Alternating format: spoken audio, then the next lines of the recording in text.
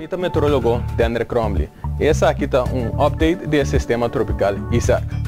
Atualmente, tem dois sistemas tropicais ribalamang Atlântico que está tópico de último dia. Nós temos o huracão Florence, que está movendo em direção west-northwest. E nós temos a tormenta tropical Isaac. Essa aqui particularmente está de interesse para a área do Caribe e está movendo em direção west. A imagem de satélite aqui por mira nuvem associada com esse sistema. E também nós mira vento de tormenta que tem uma distância máxima de 160 km fora do centro.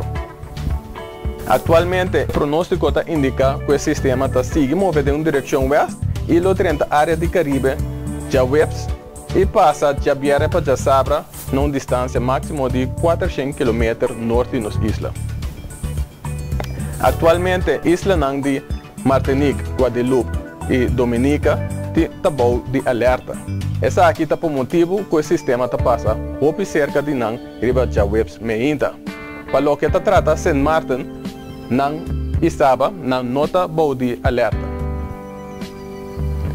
Riba já viernes meinta, o sistema aqui lota na uma distância de 400 km norte de nossa isla. Para esse motivo aqui, o sistema aqui não forma uma ameaça para nossa isla. Dado o caso, o sistema aqui forma uma ameaça para nossa isla, nosso serviço meteorológico lo saca um alerta de código de color.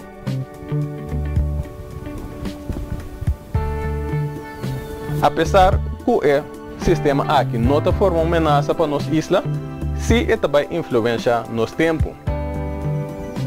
Começando forte já webs no momento que o sistema aqui trenta a área do Caribe, vento não lo vai cair consideravelmente. Essa aqui lo tem como consequência que nós lo vai sentir aún mais calor comparado com o dia anterior. Para o que está trata, já viernes e já sábado, condição atmosférica lo virá mais favorável para o desenvolvimento de nuvens significante. Essa aqui por produzir aguacero companhia para o Welek e Bos. Para o que está trata condição de lamang no momento que o sistema aqui está acerca e passa nas islas, esta aqui lo por vira bruto de bi na resaque. Amita meteorólogo Dendre Cromley, for de serviço meteorológico.